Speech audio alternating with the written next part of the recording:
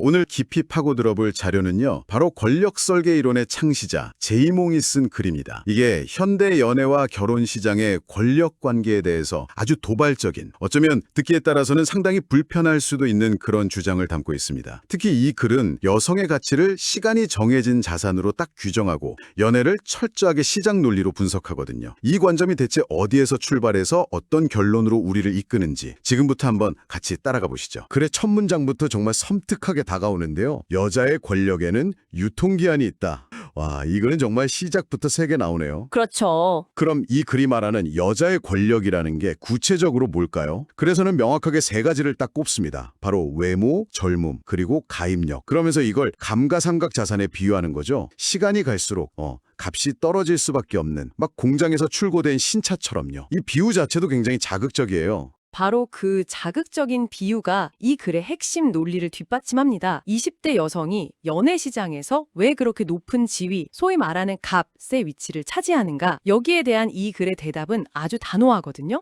그건 그 사람의 인격이나 지성, 다른 매력 때문이 아니라 본질적으로 젊음에서 오는 희소한 성적 가치 때문이라고 딱 못을 받고 있습니다. 그럼 이 글의 주장은 한 사람의 인격이나 능력, 수년 동안 쌓아온 지성 같은 건 20대 연애 시장에서는 거의 가치가 없다는 건가요? 오직 그 젊음이라는 단 하나의 자산이 다른 모든 걸 압도하고 그걸로 모든 게 결정된다는, 이건 아주 극단적인 이야기처럼 들리는데요? 네, 정확히 그 점을 지적하고 있습니다. 그래서 이 글을 읽는 사람들이 불편함을 느끼는 거죠. 이 이론의 세계관 안에서는 다른 인간적인 가치들이 이 희소성이라는 시장 가치 앞에서 힘을 잃는다고 보는 겁니다. 모두가 원하지만 공급은 한정되어 있는 자산, 즉 20대의 젊음과 아름다움이 막강한 권력의 원천이 된다는 거예요. 다른 조건이 아무리 뛰어나도 이 자산이 없으면 시장에서 제대로 된 평가를 받기 어렵다는 아주 냉정한 시각이죠. 그 냉정한 시각을 한번 계속 따라가 보죠. 자신의 가치가 최고적에 달한 자산, 즉 20대 여성에게 이 글은 아주 구체적인 행동 지침을 내립니다. 더 완벽한 남자 없나? 하면서 이렇게 재거나 망설이는 태도, 글의 표현을 빌리자면 간만 보는 행위를 즉시 멈추라고 아주 강하게 경고합니다. 그 망설임 자체가 최적의 매도 타이밍을 놓치는 가장 어리석은 실수라고요. 그렇죠. 주식시장에서 최고점에 다다른 주식을 가지고 있으면서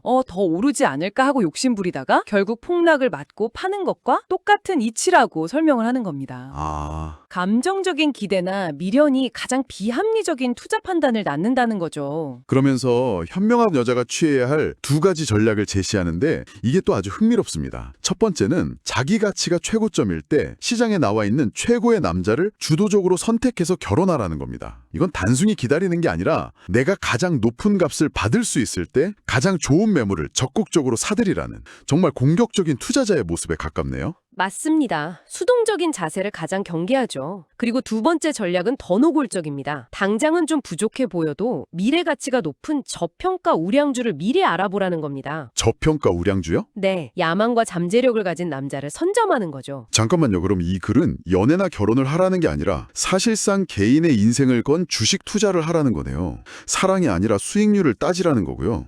누군가의 잠재력을 보고 함께 성장해 나가는 그런 아름다운 관계가 아니라 미래의 시세 차익을 노리고 미리 땅을 사놓는 행위에 비유하고 있는 거잖아요. 바로 그 지점입니다. 그리고 그게 이 글을 단순히 연애 조언으로 볼 수 없는 이유죠. 이건 관계에 대한 하나의 철학에 가깝습니다. 이 세계관에서는 사랑이라는 감정은 때로 비합리적인 판단을 내리게 하는 리스크 요인으로 간주되고 철저히 계산된 전략적 선택이 가장 중요한 덕목이 되는 거죠.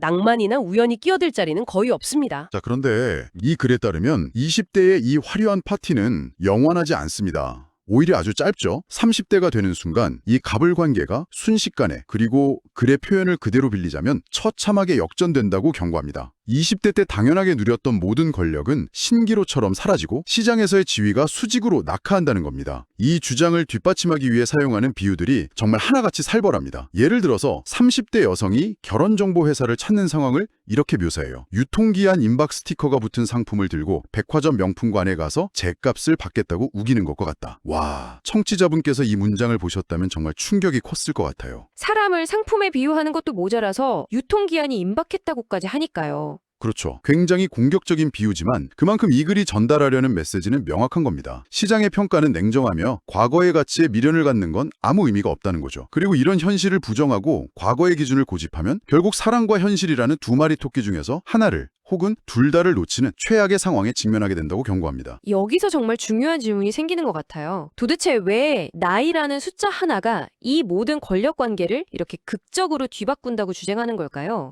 한 사람이 30대가 된다고 해서 그 사람의 지성이나 인격, 경험이 사라지는 것도 아닌데 말이죠. 이 주장의 가장 핵심적인 논리가 바로 거기에 있습니다. 이 글은 의도적으로 그리고 아주 철저하게 한 인간으로서의 가치와 시장에서 거래되는 여성으로서의 성적 가치를 분리합니다. 그래서도 직접 언급하죠. 인간으로서의 가치는 나이와 상관없을 수 있다. 하지만 여자의 성적 가치는 완벽하게 상관이 있다. 그리고 이 연애, 결혼이라는 특수한 시장에서는 후자의 가치가 전자인 인간적 가치를 압도할 만큼 중요하며 그 가치는 나이라는 변수와 거의 100% 연동되어 있다고 주장하는 겁니다. 이게 바로 가불관계 역전이라는 충격적인 주장의 논리적 기반입니다. 당신이 얼마나 훌륭한 사람인지는 이 시장의 가격표에 거의 영향을 주지 못한다는 거군요. 오직 나이와 그에 따른 외모, 가입력이라는 자산 가치가 시장 지위를 결정한다는 정말이지 자본주의적인 논리의 끝을 보여주는 것 같습니다. 네, 그래서 이 이론은 진실 대 위로라는 구도를 딱 설정합니다. 이 냉혹한 시장 원리가 바로 진실이고 이 진실을 외면하게 만드는 모든 감정적인 말들이 위로라는 이름의 독이 되는 거죠. 그 부분도 정말 인상 깊었습니다. 너 아직도 예뻐. 네가 뭐가 부족해서 결혼을 못해. 같은 우리가 주변에서 흔히 듣는 위로의 말들 있잖아요. 이 글은 그런 책임지지 않는 주변의 어설픈 위로가 당사자의 눈을 가리고 현실을 직시하지 못하게 만들어서 결국 그 사람의 인생을 파멸로 이끄는 가장 위험한 독이라고까지 규정하더군요. 그렇죠. 감정적인 위안이 결국엔 합리적인 전략적 판단을 흐리게 만드는 마약과 같다고 보는 겁니다. 아직 괜찮다는 위로에 취해 있는 동안에도 시장에서의 당신의 가치는 계속해서 하락하고 있는데 그 현실을 보지 못하게 만드니까요. 그래서 이 글은 위로를 건네는 사람들을 악마에 가깝다고까지 표현합니다. 그리고 이 글의 모든 메시지를 압축하는 핵심 문장이 나옵니다. 청취자분께서도 이 문장은 기억해 두시면 좋을 것 같아요. 진실은 언제나 당신의 기분보다 위에 있으니 빠르게 현실을 직시하라. 당신의 기분이 상하든 모욕감을 느끼든 그건 중요하지 않다는 겁니다. 중요한 건 시장의 냉정한 현실을 있는 그대로 받아들이고 그에 맞춰 행동하는 것뿐이라는 거죠. 맞습니다. 이 글의 최종 메시지를 한 문장으로 요약하자면 감정적 만족을 희생해서라도 전략적 이득을 취하라는 겁니다. 불편하고 고통스럽더라도 시장의 진실을 빨리 받아들이는 것만이 이 이론이 말하는 사랑과 현실을 모두 손에 넣을 수 있는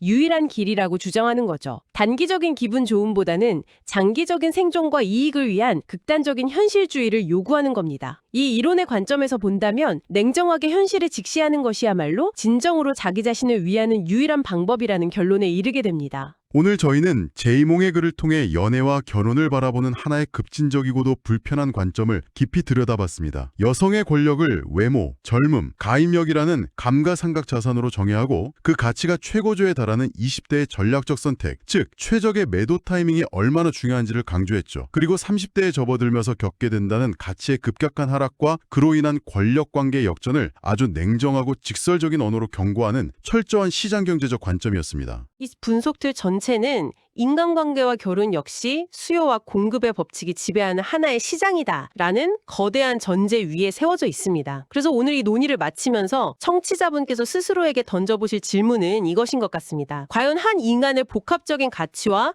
관계의 역학을 재무자산처럼 정확하게 측정하고 그것을 기반으로 투자 전략을 세우는 것이 어느 정도까지 가능할까요? 이 모델이 우리 사회에 어떤 불편한 진실을 날카롭게 포착하고 있는 것은 분명해 보입니다. 하지만 더 중요하게는 이 차가운 계산기가 절대로 담아낼 수 없는 우리 인간 삶의 다른 중요한 측면들은 무엇일까요? 그 빈칸에 채우는 것은 아마 청취자분 각자의 몫이 아닐까 생각합니다.